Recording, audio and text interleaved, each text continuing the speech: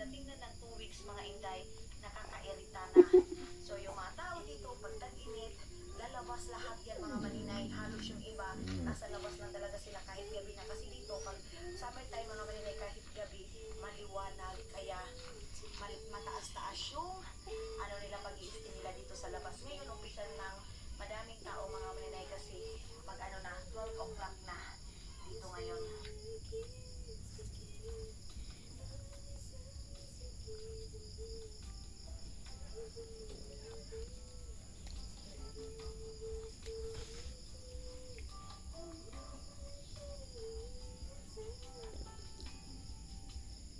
Nakauwi kami dito sa bahay mga maninay, ano na,